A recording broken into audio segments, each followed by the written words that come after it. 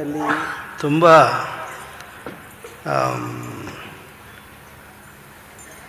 ಚೌಧರಿಯವರು doctor Nagalakshmi ಚೌಧರಿಯವರು ಅನಿವಾರ್ಯ ಕಾರಣಕ್ಕಾಗಿ ಅವರು ವಾಪಸ್ ಹೋಗಬೇಕಾಯ್ತು ಬೆಂಗಳೂರಿಗೆ. ಅವರಿದ್ದಾಗ ಒಂದು ಮಾತು ಹೇಳಬೇಕು ಅಂತ ನಮಗೆ ಭಾಳ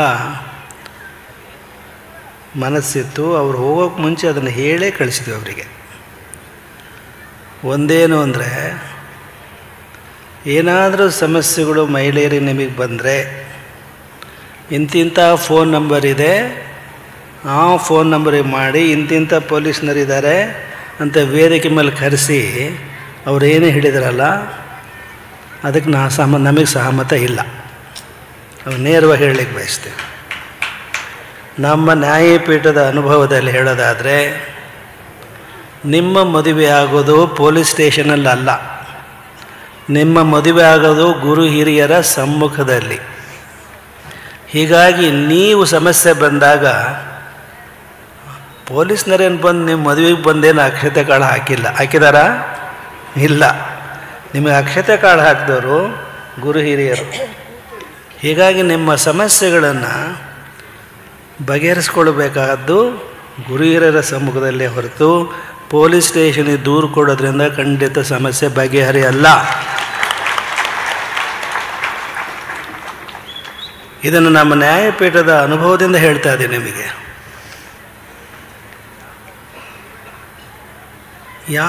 ನಮ್ಮ ನ್ಯಾಯಪೀಠದ ಅನೇಕ ಕೇಸುಗಳು ಬಂದಿವೆ ನಮಗೆ.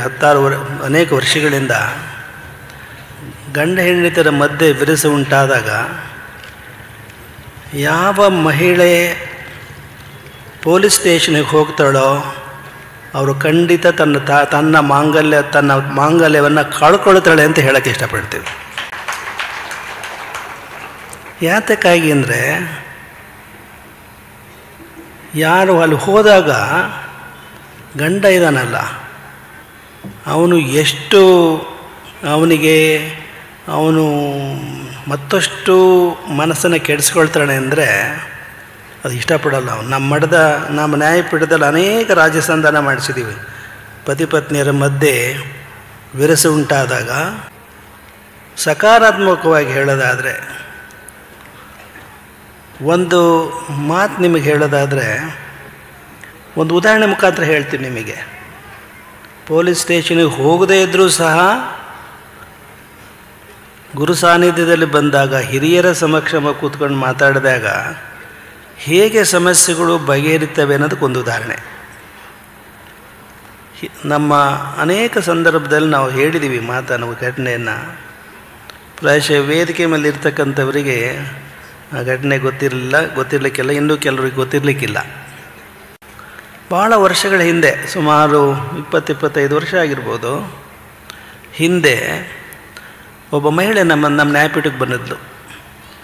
ಚಿಕ್ಕ ಕೂಸು. ದೂರು ಯಾರ ಮೇಲೆ ಅಂದರೆ ಗಂಡನ ಮೇಲೆ. ಏನು ದೂರು? ನನ್ನ ಗಂಡ ಚಿತ್ರದುರ್ಗ ಕೋರ್ಟ್ನಲ್ಲಿ ಡೈವರ್ಸ್ ಕೇಸ್ ಹಾಕಿದ್ದಾನೆ, ಬುದ್ಧಿ ತಾವು ತಮ್ಮ ತಿಳಿ ಹೇಳಿ ಒಂದುಗೂಡಿಸ್ಬೇಕು ನಮ್ಮನ್ನು ಅಂತ ಬಂದಿದ್ಲು. ನಾವು ಆಕೆ ಗಂಡನಿಗೂ ಮತ್ತು ಮಾವನಿಗೂ ನೋಟಿಸ್ ಕಳಿಸಿದ್ದೀವಿ. ಇಬ್ಬರು ಹಾಜರಾದರು ನಾವು ಕೊಟ್ಟ ದಿನಾಂಕದಂದು. ನಾವು ಅವನು ಕೇಳಿದ್ವಿ, ಏನಪ್ಪ ಇಲ್ಲಿ ನಿಂತಿರೋಳು ಯಾರೋ ಈಕೆ? ನಾನು ಹೆಂಡತಿ ಅಂತ ಒಪ್ಕೊಂಡ. ಏನೋ ಸಮಸ್ಯೆ, ಯಾಕೋ ನೀನು ಕೋರ್ಟಿಗೆ ಹೋಗಿದ್ದೆ ಅಂತ, ವಿವಾಹ ವಿಚ್ಛೇದನಕ್ಕೆ ಯಾಕೋ ಅಂತ ಕೇಳಿದ್ದೀವಿ. ಅವನು ಕೊಟ್ಟಂಥ ಉತ್ತರ ನಮ್ಮನ್ನು ದಿಗ್ಭ್ರಮೆ ಉಂಟು ಮಾಡ್ತು. ಈಕೆಗೆ ದಿನ ಒಂದೊಂದು ಲವ್ ಲೆಟ್ರ್ ಬರ್ತವೆ, ನಾನು ಹೆಂಗೆ ಈಕೆ ಜೊತೆ ಸಂಸಾರ ಮಾಡಲಿ ಅಂತ. ನಾವು ಆ ಮಹಿಳೆ ಕೇಳಿದ್ವಿ, ಏನಮ್ಮ ನಿಜನ ನಿನ್ನ ಗಂಡ ಆರೋಪ ಮಾಡೋದು ಅಂತ ಕೇಳಿದ್ವಿ. ಹೌದು ಅಂತ ಒಪ್ಕೊಳ್ಳೋಕ್ಕೆ.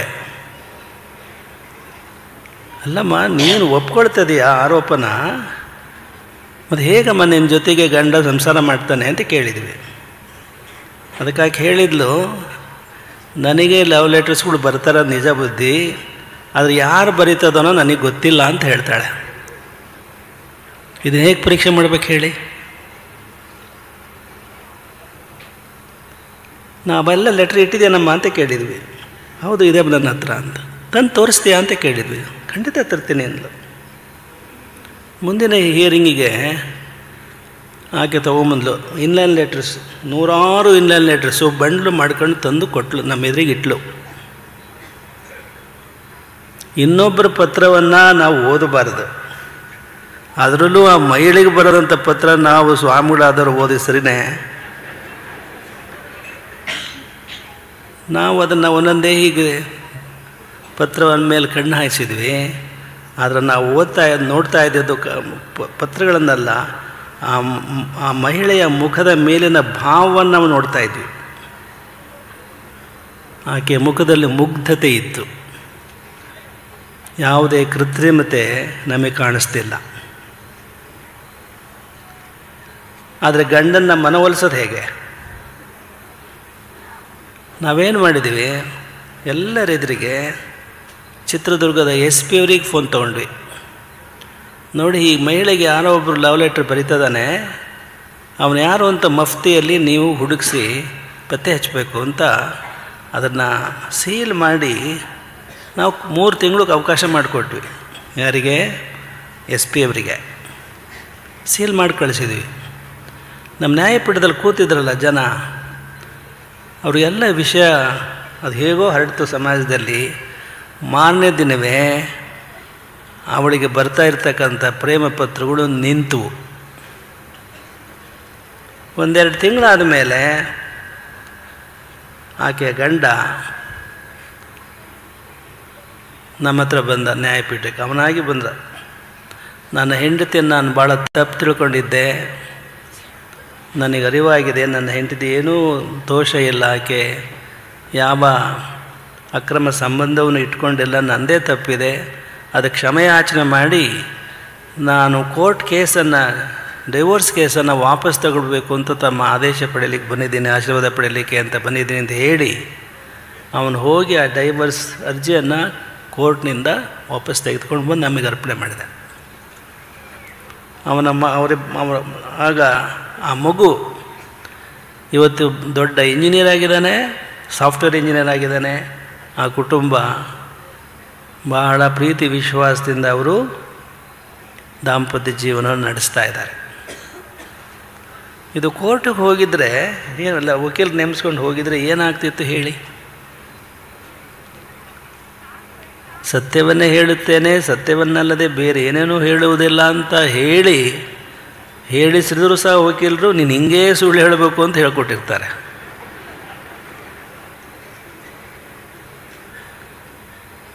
ಇದು ದಾಂಪತ್ಯ ಜೀವನದಲ್ಲಿ ಅನೇಕ ಸಮಸ್ಯೆಗಳು ಬರ್ತವೆ.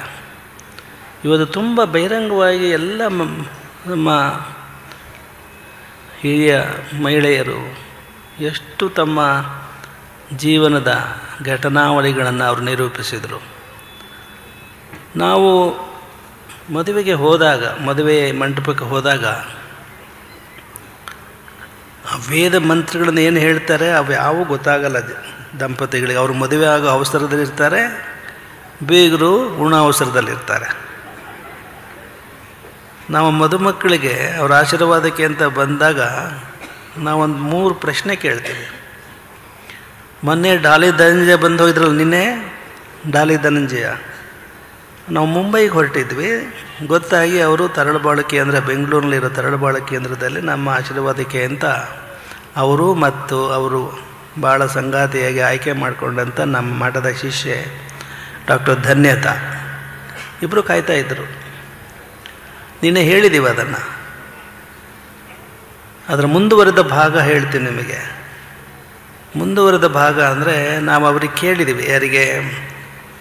ಡಾಲಿ ಧನಂಜಯ ಅವರಿಗೆ, ನೀವು ಸಿನಿಮಾ ನಟರು ಹೌದು, ಸಾಫ್ಟ್ವೇರ್ ಇಂಜಿನಿಯರು ಹೌದು, ನಮ್ಮದೊಂದು ಪ್ರಶ್ನೆ, 3 ಪ್ರಶ್ನೆ ಇದೆ, ಉತ್ತರ ಹಾರ್ಡ್ವೇರ್ ಆರ್ ಸಾಫ್ಟ್ವೇರ್ ಅಂತ ಕೇಳಿದ್ವಿ ಡಾಲಿ ಧನಂಜಯ ಅವ್ರನ್ನ. ಕಂಪ್ಯೂಟರ್ನಲ್ಲಿ ಹಾರ್ಡ್ವೇರ್ ಮುಖ್ಯನೋ ಸಾಫ್ಟ್ವೇರ್ ಮುಖ್ಯನೋ ಅಂತ. ಅವರು ಸರಿಯಾದ ಉತ್ತರ ಕೊಟ್ಟರು, both are important, hardware and software. ಯಾಕೆಂದರೆ ಹಾರ್ಡ್ವೇರ್ ಇಲ್ಲದೆ ಇದ್ದರೆ ಸಾಫ್ಟ್ವೇರ್ ವರ್ಕ್ ಆಗಲ್ಲ, ಸಾಫ್ಟ್ವೇರ್ ಇಲ್ಲದೆ ಇದ್ದರೆ ಹಾರ್ಡ್ವೇರ್ ವರ್ಕ್ ಆಗಲ್ಲ. ನಿಮ್ಮ ಹಳ್ಳಿ ಜನರಿಗೆ ಕಂಪ್ಯೂಟರ್ ಜ್ಞಾನ ಇದೆಯೋ ಇಲ್ಲೋ, ನಿಮ್ಮ ಹತ್ರ ಮೊಬೈಲ್ ಅಂತೂ ಇದೆ.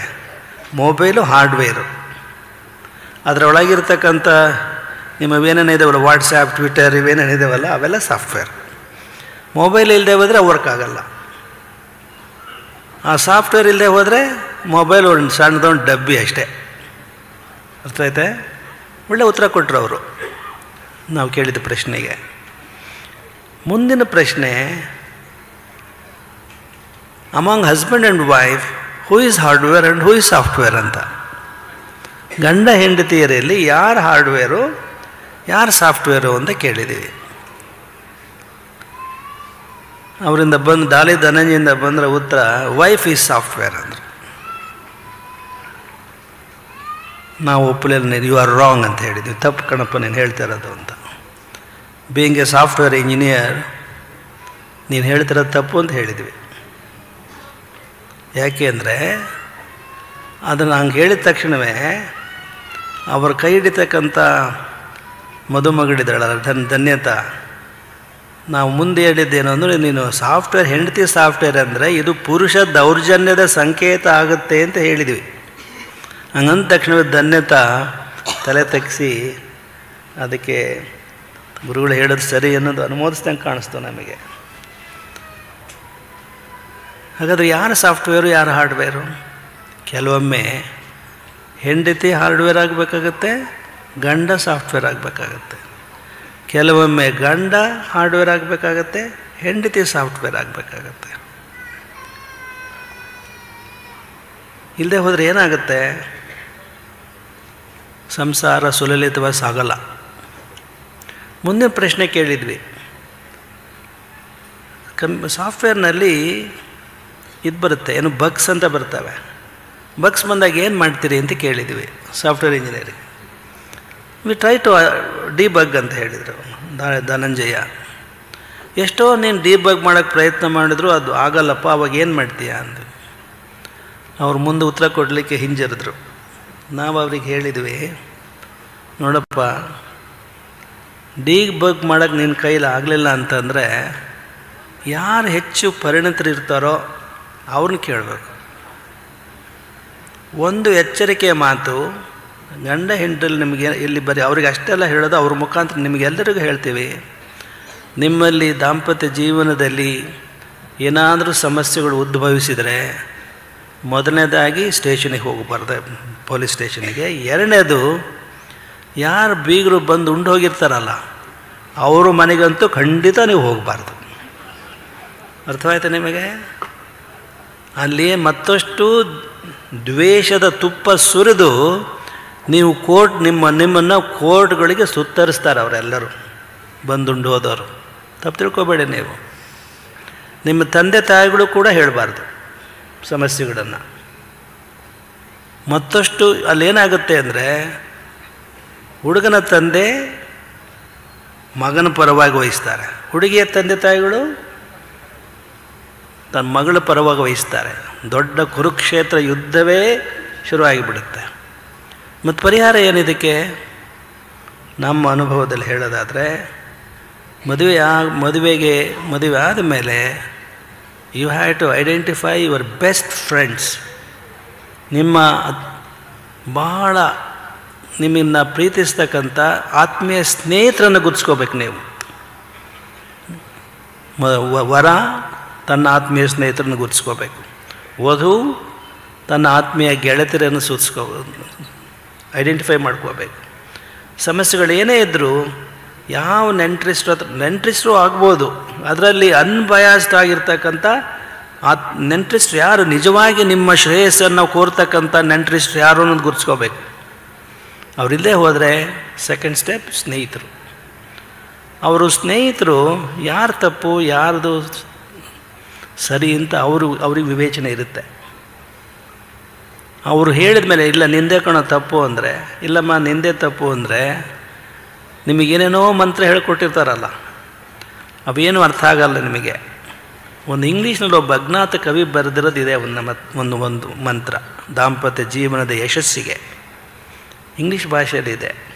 ನಿಮ್ಮ ಸ್ನೇಹಿತರು ನೀನು ತಪ್ಕೊಳೋ ಅಂತ ಹೇಳಿದರೆ, if you are wrong you must accept it.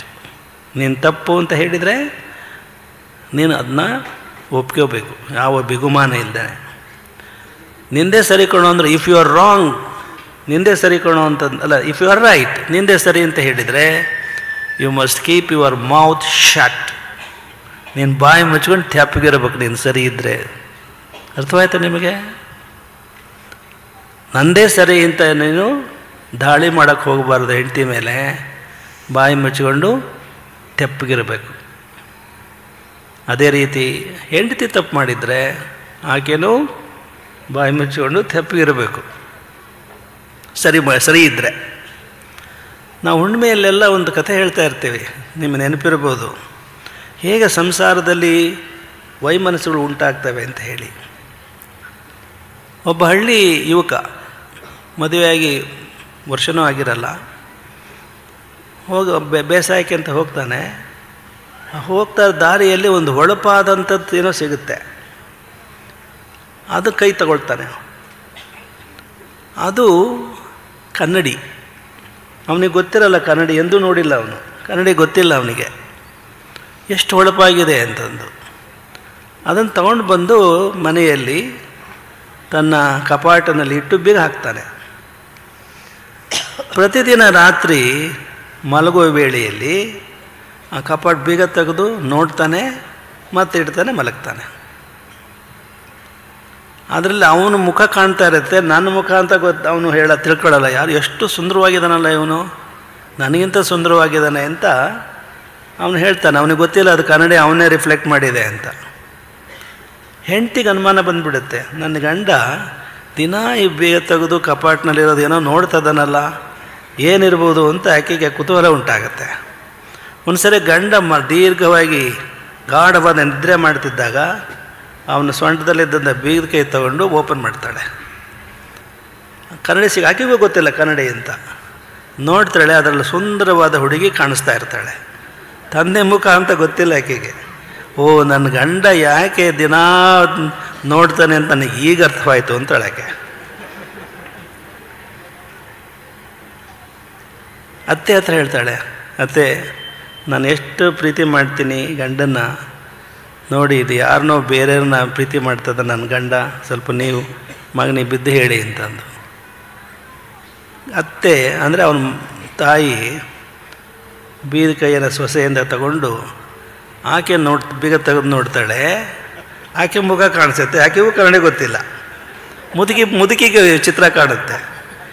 ಇವನು ಎಂಥ ಅಯೋಗ್ಯದ ನನ್ನ ಮಗ, ಹೋಗಿ ಎಷ್ಟು ಸುಂದರವಾದ ಸೊಸೆ ಇದ್ದಾಳೆ, ಯಾವಣ್ಣು ಮುದುಕಿಯನ್ನು ಇವನು ಪ್ರೀತಿಸ್ತದನಲ್ಲ ಅಂತ ಅವನು ಆಕೆ ಸಿಟ್ಟು ಬಂದುಬಿಡುತ್ತೆ.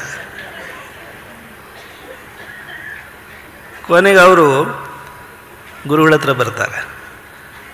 ನನ್ನ ಮಗ ಭಾಳ ದಾರಿ ತಪ್ಪಿಡಿದಾನೆ, ತಾವು ಬುದ್ಧಿ ಹೇಳಬೇಕು ಅಂತ. ಗುರುಗಳಿಗೂ ಗೊತ್ತಿಲ್ಲ ಕನ್ನಡಿ ಏನು ಅಂತ. ನೋಡ್ತಾರೆ, ಅವ್ರ ಮುಖ ಕಾಣುತ್ತೆ. ಏನಮ್ಮ ನಿನ್ನ ಮಗನ ಮೇಲೆ ಎಷ್ಟು ಅನುಮಾನ ಪಡ್ತಿದ್ದಿ, ಎಷ್ಟು ಗುರುಪಾರಾಯಣ ಇದ್ದಾನೆ ಅವನು, ಅವನ ಮೇಲೆ ಆರೋಪ ಹೊರಿಸೋದಿಯಲ್ಲ ಅಂತ ಗುರುಗಳು ಅವರಿಗೆ ತಿಳಿ ಹೇಳ್ತಾರೆ. ಅವರಿಗೂ ಗೊತ್ತಿಲ್ಲ ಕನ್ನಡಿ ಅಂತ. ಈಗ ನೋಡ್ಕೊಡ್ಬೇಕಾದ್ದೇನು, ಯಾವ ಕನ್ನಡಿ ನೀವು ನೋಡ್ಕೋಬೇಕು? ನಿಮಗೆಲ್ಲರಿಗೂ ಗೊತ್ತಿದೆ ಕನ್ನಡಿ. ಈಗ ಅದೇನು ಅಪರಿಚಿತ ಏನಲ್ಲ. ನೀವು ನೋಡ್ಕೊಡ್ಬೇಕಾಗಿರೋದು ನಿಮ್ಮ ಆತ್ಮದೊಳಗಿರತಕ್ಕಂಥ ಸಾಕ್ಷಿ ಕನ್ನಡಿ, ಅದು ನೋಡ್ಕೋಬೇಕು. ಅದು ಯಾವಾಗಲೂ ರೆಕಾರ್ಡ್ ಮಾಡ್ಕೊಳ್ತಾ ಇರೋದು. ನೀವು ಮೊಬೈಲ್ ಮಾಡುವಾಗ ಯಾರು ಮಾತಾಡಿದ್ದನ್ನು ರೆಕಾರ್ಡ್ ಮಾಡ್ಕೊಳ್ಳುತ್ತಲ್ಲ, ಹಾಗೆ ನೀವು ಮಾಡುವ ಎಲ್ಲ ಕ್ರಿಯೆಗಳನ್ನು ನೀವು ಮೊಬೈಲ್ನಲ್ಲಿ ಯಾರ್ದೋ ವಾಯ್ಸ್ ರೆಕಾರ್ಡ್ ಮಾಡ್ಕೊಳ್ತಾರಲ್ಲ, ಹಾಗೆ ನಿಮ್ಮ ವರ್ತನೆಯನ್ನು ನಿಮ್ಮ ಆತ್ಮಸಾಕ್ಷಿ ಅದು ರೆಕಾರ್ಡ್ ಮಾಡ್ಕೊಳ್ತಾ ಇರುತ್ತೆ.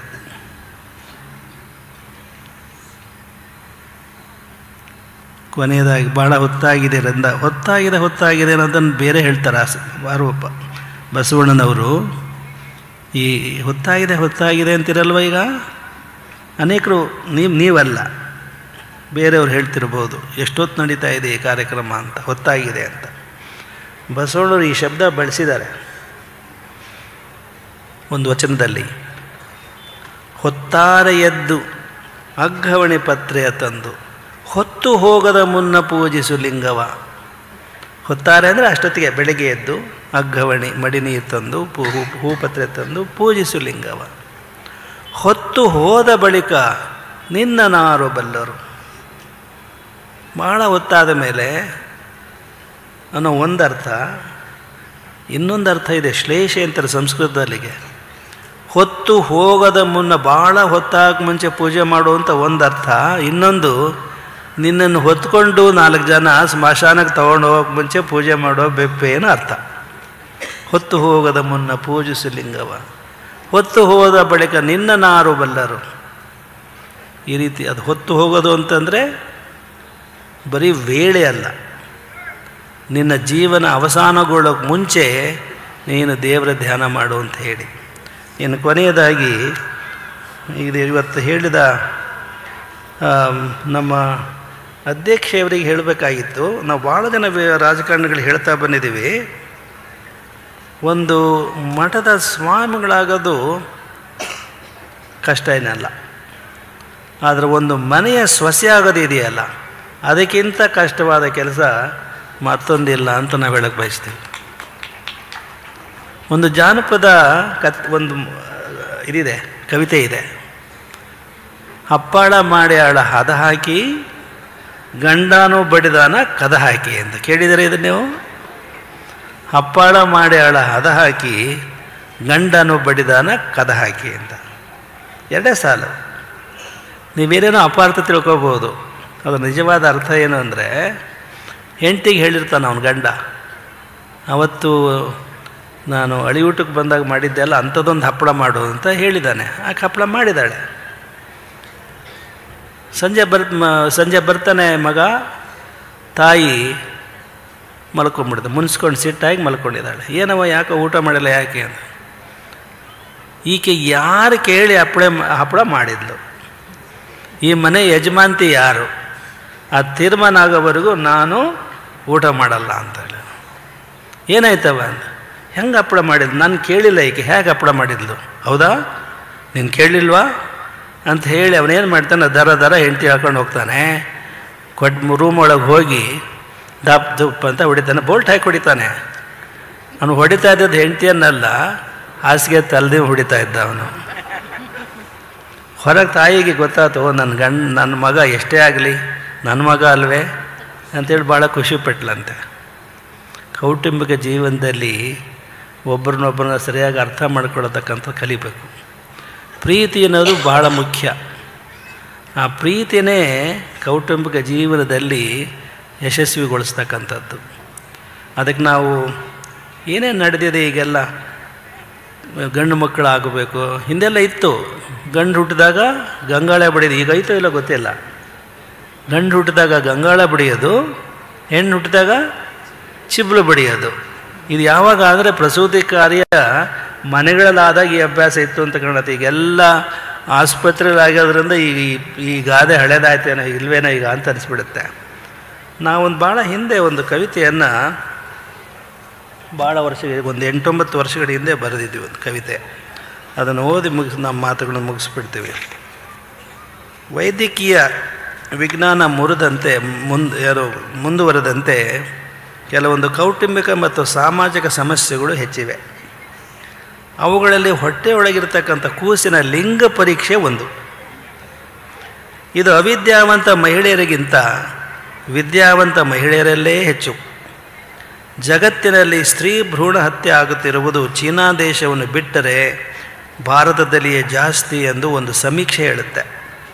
ವಿಶ್ವರಾಷ್ಟ್ರ ಸಂಸ್ಥೆ ಒದಗಿಸಿರ್ತಕ್ಕಂಥ ಸಂಖ್ಯೆಗಳ ಪ್ರಕಾರ 2007ನೇ ಇಸವಿಯಲ್ಲಿ ದಿನಕ್ಕೆ 2000ದಂತೆ, ಅಂದರೆ ಇಡೀ ವರ್ಷ ಒಟ್ಟು 7,30,000 ಹೆಂಗೂಸುಗಳು ತಾಯ ಗರ್ಭದಲ್ಲಿಯೇ ಕೊಲೆಯಾಗಿವೆ. ಇಂತಹ ಮಾರಣ ಹೋಮದ ವಿರುದ್ಧ ಜನಜಾಗೃತಿ ಆಗಬೇಕಾಗಿದೆ. ಅಪುತ್ರಸ್ಯ ಗತಿರ್ನಾಸ್ತಿ ಎಂದು ಸ್ವರ್ಗದಲ್ಲಿರುವ ಪಿತೃಗಳಿಗೆ ತರ್ಪಣ ಕೊಡಲು ಗಂಡು ಮಗನೇ ಎಂದು ಹೊಟ್ಟೆಯಲ್ಲಿ ಇರುವ ಏನೂ ಅರಿಯದ ಹೆಂಗೂಸಿಗೆ ಹುಟ್ಟುವ ಮೊದಲೇ ಎಳ್ಳು ನೀರು ಬಿಡುವತಕ್ಕಂಥದ್ದು ಅಮಾನವೀಯ. ಇದನ್ನು ಕುರಿತಂತೆ ನಾವು ಒಂದು ಕವಿತೆಯನ್ನು ಬರೆದಿದ್ವಿ, ಅದನ್ನು ಓದಿ ಮುಕ್ತಾಯ ಮಾಡಿಬಿಡ್ತೀವಿ.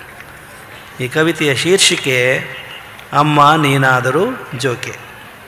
ಅಮ್ಮ ನೀನಾದರೂ ಜೋಕೆ. ತಾಯ ಗರ್ಭದಲ್ಲಿರ್ತಕ್ಕಂಥ ಮಗು ಹೇಳುತ್ತೆ, ಅಮ್ಮ ನಿನ್ನ ಮುದ್ದಿನ ಮಗಳಾಗ ಬಯಸಿದ್ದೆ, ಅದಾವ ಜನ್ಮದ ಸಂಬಂಧವೋ ನಾ ಕಾಣೆ. ನಿನ್ನೊಡಲೊಳಗೆ ಕುಳಿತು ಹಾಯಾಗಿದ್ದೆ, ನಿನ್ನ ಮುಖವ ನೋಡಲು ತವಕಿಸುತ್ತಲಿದ್ದೆ. ಕತ್ತಲಲ್ಲಿ ತಡಕಾದಿರು ಬೆಚ್ಚನೆಯ ನಿನ್ನುದರದೊಳಗೆ ಸದಾಕಾಲ ಚಿಂತಿಸುತ್ತಾ ನಿದ್ರಿಸುತ್ತಲಿದ್ದೆ. ಕತ್ತಲ ಗೂಡಿಂದ ಬೆಳಕಿನೆಡೆಗೆ ಹೊರಬರಲು ಅನುದಿನವೂ ಕನವರಿಸುತ್ತಲಿದ್ದೆ. ಇದು ಮಗು ಹೇಳುತ್ತೆ, ಹೆಂಗೂಸು, ಹೆಣ್ಣು ಮಗು ಹೊಟ್ಟೆಯಲ್ಲಿರ್ತಕ್ಕಂಥದ್ದು. ಆಗಾಗ ನೀನು ಅಳುವುದು ಕೇಳುತ್ತಲಿತ್ತು ನನಗೆ. ಏಕೆ ಅಳುತ್ತಿರುವೆ ಎಂದು ಏನೂ ತಿಳಿಯದೆ ಸುರಿಯುವ ನಿನ್ನ ಕಣ್ಣೀರ ಒರೆಸಲಾಗದೆ ಅಳುತ್ತಲಿದ್ದೆ ನಾನು ನಿನ್ನೊಟ್ಟಿಗೆ. ಅಪ್ಪ ಬೈದಾಗಲೆಲ್ಲ ನೀನು ಅನುಭವಿಸಿದ ಬವಣೆ ನೋಡಿ ನನಗಾಗಿತ್ತು ಅಸಹನೆ ವೇದನೆ. ಎಲ್ಲ ಸರಿ ಹೋಗುವುದೆಂದು ನಾ ತಿಳಿದಿದ್ದೆ, ಏಕೆ ಹೀಗಾಗುತ್ತಿದೆ ನಿಮ್ಮ ಮಧ್ಯೆ ಘರ್ಷಣೆ. ನಿನ್ನೆಯಿಂದ ಒಂದೇ ಸಮನೆ ನೀನು ಅಳುತ್ತಲಿರುವೆ. ಏನಾಯಿತೆಂದು ನಾ ನಿನ್ನ ಕೇಳಿ ತಿಳಿಯುವುದರೊಳಗೆ ಬಂದನದೋ ರಕ್ಕಸ ರಭಸದಿ ನನ್ನೆಡೆಗೆ. ನಿಷ್ಕರುಣಿ ಪಾಪಿ ಹೋಗೆಲವೋ ಬೇರೆಗಡೆಗೆ. ಯಾರಿಗೆ ಹೇಳ್ತಾಳೆ? ಡಾಕ್ಟ್ರಿಗೆ ಹೇಳ್ತಾಳೆ. ಮುರಿದನ ಕ್ರೂರಿ ಕೈಕಾಲುಗಳ ಲಟಲಟನೆ ಒದ್ದಾಡುತ್ತಿರುವೆ ನಿನ್ನುದರದೊಳಗೆ ವಿಲೆನೆ. ಅಯ್ಯೋ ಸೈರಿಸಲಾರೆ ಈ ನರಕಯಾದನೆ. ಅಮ್ಮ ಕೇಳದೆ ನಿನಗೆ ನನ್ನೇ ವೇದನೆ. ನಿನ್ನನೊಮ್ಮೆ ಕಣ್ತುಂಬ ನೋಡುವ ಮುನ್ನವೇ, ನಿನ್ನ ಮಡಿಲೊಳಗೆ ಅರಗಳಿಗೆ ಸುಖನಿದ್ರೆ ಮಾಡುವ ಮುನ್ನವೇ, ನಿನ್ನ ಬಿಗಿದಪ್ಪಿ ಕಿವಿಯೊಳಗೆ ಅಮ್ಮ ಎಂದು ಉಸಿರುವ ಮುನ್ನವೇ, ಏಕೀ ಕ್ರೂರ ಶಿಕ್ಷೆ ನನಗೆ ಹುಟ್ಟುವ ಮುನ್ನವೇ. ನಿನ್ನ ಎದೆಹಾಲ ಸವಿಯುವ ಭಾಗ್ಯವಿಲ್ಲವೆನಗೆ, ನಿನ್ನ ಜೋಗುಳವ ಕೇಳುವ ಪುಣ್ಯವಿಲ್ಲವೆನಗೆ, ಭೂತ ಪ್ರೇತಗಳ ಮಸಣವೇ ತೊಟ್ಟಿಲೆನಗೆ. ಅಮ್ಮ ಉಸಿರುಗಟ್ಟುತ್ತಿದೆ, ಹೋಗಿ ಬರುವೆ ನೀನಾದರೂ ಜೋಗಿ. ನಿಮಗೆಲ್ಲ ಅರ್ಥವಾಗಿದೆ ಅಂತ ಭಾವಿಸ್ತೀವಿ. ಹೋಗಿ ಬರುವೆ, ಮಸಣ ಭೂತ ಪ್ರೇತಗಳ ಮಸಣವೇ ನನಗೆ ತೊಟ್ಟಿಲೆನಿಗೆ. ಹೊಟ್ಟೆಲಿದ್ದಂಥ ಕೂಸು ಹೇಳುತ್ತೆ, ಭೂತ ಪ್ರೇತಗಳ ಮಸಣವೇ ತೊಟ್ಟಿಲೆನಿಗೆ. ಅಮ್ಮ ಉಸಿರುಗಟ್ಟಿದೆ, ಹೋಗಿ ಬರುವೆ ನೀನಾದರೂ ಜೋಕೆ. ಇದು ನೀವು ಮನೆಗೆ ಹೋದ ಮೇಲೂ ಸಹ ಈ ಎಚ್ಚರವನ್ನು ನೀವು ವಹಿಸಿ ನೀವು ನಿಮ್ಮ ದಾಂಪತ್ಯ ಜೀವನವನ್ನು ಮುನ್ನಡೆಸ್ತೀರಿ. ಇಂತಹ ಕ್ರೂರ ಹಿಂಸೆ ಹೊಟ್ಟೆಲಿರ್ತಕ್ಕಂಥ ಕೂಸಿಗೆ ಯಾರೂ ಕೊಡಬಾರ್ದು. ಅದು ಜೀವಹತ್ಯೆ, ಅದು ಬರೀ ಭ್ರೂಣ ಹತ್ಯೆ ಅಲ್ಲ, ಅದು ಒಂದು ಜೀವಹತ್ಯೆ. ಅಂಥ ಹತ್ಯೆಗೆ ಬಹಿರಂಗವಾಗಿ ಯಾರಾದರೂ ಕೊಲೆ ಮಾಡಿದರೆ ಕೋರ್ಟ್ನಲ್ಲಿ ಶಿಕ್ಷೆ ಕೊಡ್ತಾರೆ.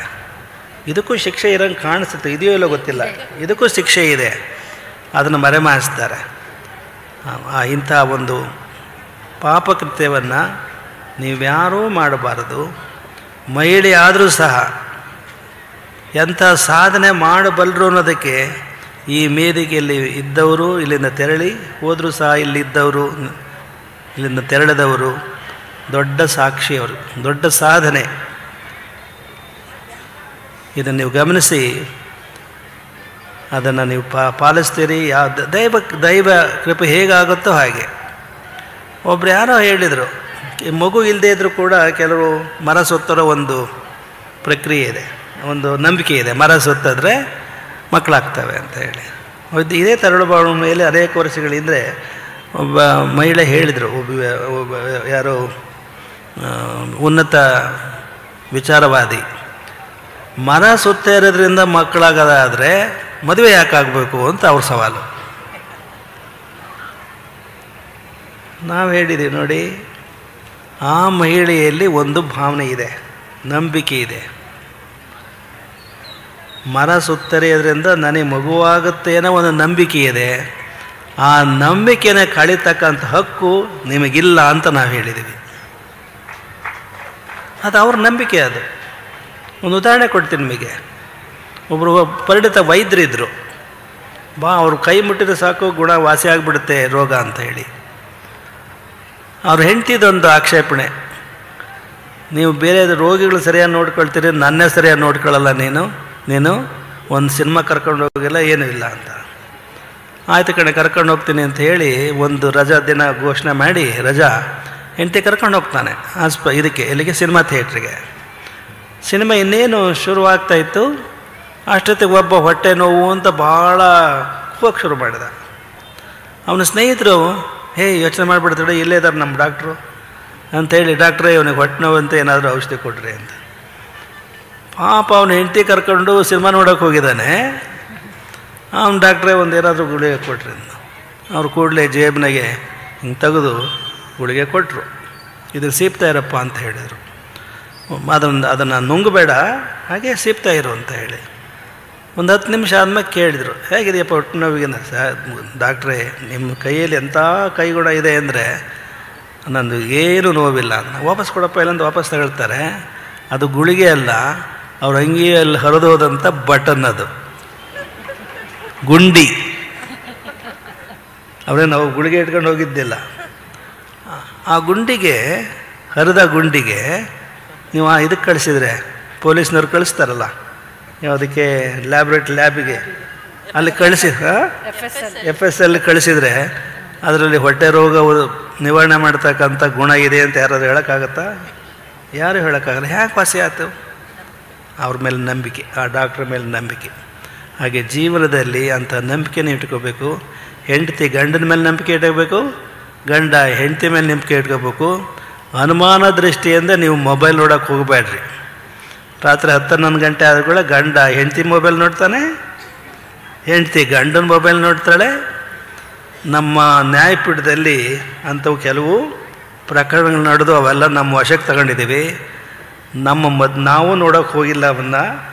ನಮ್ಮ ಮಧ್ಯಸ್ಥರಿಗೆ ಇರ್ತಾರಲ್ಲ, ಮೀಡಿಯೇಟರ್ಸ್ ಅಂತ, ನೀವೇ ನೋಡಿಬಿಡಿ, ನಿಮ್ಮ ಸಂಸಾರದ ಅನುಭವ ಎಲ್ಲ ಇರುತ್ತೆ ಅಂತ ಮಾಡಿ ಸೀಸ್ ಮಾಡಿ ಅವರಿಗೆ ಒಳ್ಳೆ ಮಾರ್ಗದರ್ಶನ ಮಾಡಿದ ಮೇಲೆ ಈಗ ಅನ್ಯೋನ್ಯವಾಗಿದ್ದಾರೆ.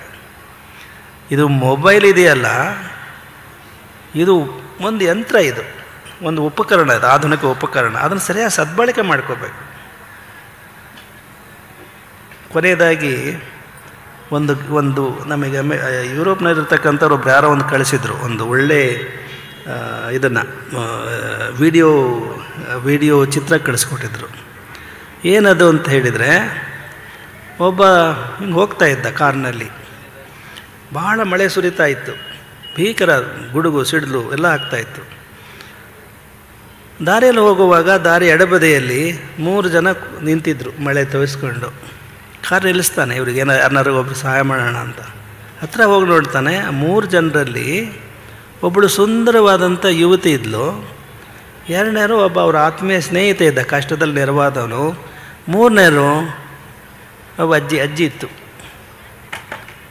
ಅವನ ಕಾರ್ನಲ್ಲಿ ಒಂದೇ ಒಂದು ಸೀಟ್ ಇರೋದು. ಈಗ ಯಾರನ್ನ ಕರ್ಕೊಂಡು ಹೋಗ್ಬೇಕು? ಇಲ್ಲ, ಯಾರು ಸಣ್ಣ ಮಕ್ಕಳಿಲ್ಲ ಇಲ್ಲಿ. ಸಣ್ಣ ಮಕ್ಕಳು ಕೇಳಿದರೂ ಸಹ ಅಜ್ಜಿ ಕರ್ಕೊಂಡು ಹೋಗ್ಬೇಕು ಅಂತ ಹೇಳ್ತಾರೆ. ಯಾರು ಆ ಸ್ನೇಹಿತನ ಕರ್ಕೊಂಡು ಹೋಗ್ಬೇಕು, ಯುವತಿ ಕರ್ಕೊಂಡು ಹೋಗ್ಬೇಕು ಅಂತ ಹೇಳಲ್ಲ. ಒಂದು ಸಣ್ಣ ಹುಡುಗ ಹೇಳ್ತಾನೆ ಅಜ್ಜಿ ಕರ್ಕೊಂಡು ಹೋಗ್ಬೇಕು ಅಂತ. ಆದರೆ ಅವನೇನು ಮಾಡ್ತಾನೆ ಗೊತ್ತಾ? ತನ್ನ ಆತ್ಮೀಯ ಸ್ನೇಹಿತನಿಗೂ ನೆರವಾಗಬೇಕು ಅಂತ ಅವನು ಕಾರಿನ ಬೀಗದ ಕೈಯನ್ನು ತನ್ನ ಸ್ನೇಹಿತನಿಗೆ ಕೊಡ್ತಾನೆ. ನೋಡಪ್ಪ, ಈ ಅಜ್ಜಿ ಕರ್ಕೊಂಡು ಹೋಗಿ ಎಲ್ಲಿ ಮುಟ್ಟಿಸ್ಬೇಕು ಮುಟ್ಟಿಸು, ನಾನು ಇನ್ನಿಂದ ಬಸ್ನಲ್ಲಿ ಹೋಗ್ತೀನಿ ಅಂತ. ಇದು ಮಾನವೀಯತೆ. ತನಗೇನು ಬೇಕೋ ಅದನ್ನು ತ್ಯಾಗ ಮಾಡಿ ಇತರರವರಿಗೆ ನೆರವಾಗೋದಿದೆಯಲ್ಲ, ಅದು greatest service of the man kind. ಅದು ದೊಡ್ಡ ಸೇವೆ. ಅದು ಇದರ ಮಾರಲ್ ಇರೋದು.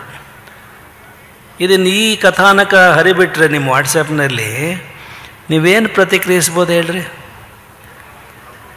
ಅಜ್ಜಿಗೆ ಸಹಾಯ ಮಾಡಬೇಕು ಅಂತಲಲ್ಲ, ಆ ಸ್ನೇಹಿತನಿಗೂ ಸಹಾಯ ಮಾಡಬೇಕು ಅಂತಲಲ್ಲ, ಅವ್ರನ್ನ ಸಾಗ ಹಾಕಿ ಆ ಹುಡುಗಿ ಜಗತ್ತಿ ಚಕ್ಕಂದ ಆಡಬೇಕು ಅಂತ ಬರೀತಿರಲ್ಲ ಹೇಳ್ರಿ, ಆತ್ಮಪೂರ್ವಕವಾಗಿ ಹೇಳಿ. ನೀವು ಬರೀತೀರ ಇಲ್ಲ?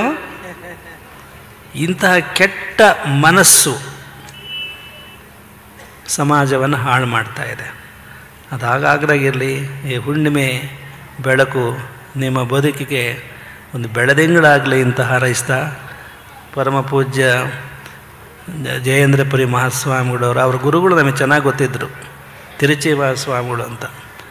ಅವ್ರನ್ನ ಒಂದು ಭಾಳ ಹಿಂದೆ ದರ್ಶನ ಮಾಡ್ಕೊಂಡಿದ್ವಿ. ಅವರ ಪರಂಪರೆಯಲ್ಲಿ ಬಂದಂಥ ಈ ಗುರುಗಳು ಇಲ್ಲಿ ದಯಮಾಡಿಸಿ ಇಷ್ಟು ಸುದೀರ್ಘವಾಗಿ ಕಾರ್ಯಕ್ರಮದಲ್ಲಿ ಭಾಗವಹಿಸಿದ್ದಾರೆ. ಅವರಿಗೆ ಈ ಕರ್ನಾಟಕದಲ್ಲಿ ಜರ್ಮನ್ ಭಾಷೆ ಬರುತ್ತೆ ಅಂದರೆ ಅವರಿಗೆ ಮತ್ತು ನಮಗಿಬ್ಬರಿಗೆ ಮಾತ್ರ ಜರ್ಮನ್ ಭಾಷೆ ಬರೋದು. ನಾವು ಚೆನ್ನಾಗಿ ಮಾತಾಡ್ತಾರೆ ಜರ್ಮನ್ ಭಾಷೆಯಲ್ಲಿ. ನಾವು ವಿಯೆನ್ನಾ ವಿಶ್ವವಿದ್ಯಾಲಯದಲ್ಲಿ ಓದಿದ್ವಿ, ಅಲ್ಲಿ ಜರ್ಮನ್ ಭಾಷೆ ಇಲ್ಲದೆ ಅಡ್ಮಿಷನ್ ಸಿಗ್ತಿರ್ಲಿಲ್ಲ. ಅವ್ರು ಏನು ಕಾರಣ ಜರ್ಮನ್ ಭಾಷೆ ಅಭ್ಯಾಸ ಮಾಡಿದ್ರೋ ಗೊತ್ತಿಲ್ಲ, ನಮಗೆ ಖಾಸಗಿ ಕೇಳ್ತೀವಿ. ಆಮೇಲೆ ನಮ್ಮಿಬ್ಬರಿಗೆ ಜರ್ಮನ್ ಬರೋದು. ಅದು ಭಾಷೆ, ಎಷ್ಟು ಭಾಷೆಗಳು ಕಲಿತರೂ ತಪ್ಪೇನಿಲ್ಲ.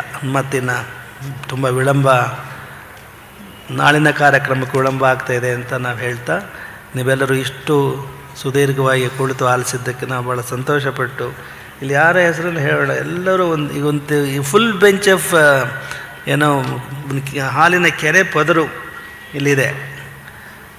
ಅವ್ರನ್ನ ಎಷ್ಟು ಒಳ್ಳೊಳ್ಳೆ ಮಾತುಗಳನ್ನು ಆಡಿದ್ದಾರೆ. ಪ್ರಾಯಶಃ ತರಳುಬಾಳು ಹುಣ್ಣಿಮೆ ಇತಿಹಾಸದಲ್ಲಿ ಮಹಿಳೆಯರೇ ವೇದಿಕೆ ಮೇಲೆ ಭಾಗವಹಿಸಿದಂಥ ಒಂದು ಕಾರ್ಯಕ್ರಮ ಅಂದರೆ ಈ ಭರಮಸಾಗರದಲ್ಲಿ ನಡೀತಕ್ಕಂಥ ಕಾರ್ಯಕ್ರಮ ಇದು. ಭಾಳ ಅಪರೂಪದ ಇದನ್ನು ಹೇಳಿದ್ದಾರೆ. ಅದಕ್ಕಾಗಿ ಅವರೆಲ್ಲರನ್ನೂ ಅಭಿನಂದಿಸ್ತಾ ನೀವೆಲ್ಲರೂ ಸುಖ ನಿದ್ರೆಯನ್ನು ಮಾಡಿ ಅಂತ ಹಾರೈಸಿ ನಮ್ಮ ಮಾತುಗಳನ್ನು ಮುಕ್ತಾಯಗೊಳಿಸ್ತೇವೆ. ಅರಿವಿಂಗೆ ಗುರು ಇತ್ತು, ಜಲವಿಂಗೆ ತಿರುವಿತ್ತು, ಭಕ್ತ ಗಳಂಗಳಿಗೆ ಬದುಕನಿತ್ತ ಗುರುವೇ ನಿಮಗೆ ಶರಣು.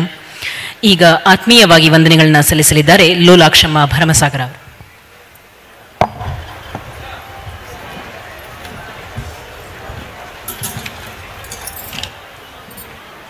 ಪೂಜ್ಯರ ಪಾದಗಳಿಗೆ ನಮಸ್ಕಾರ.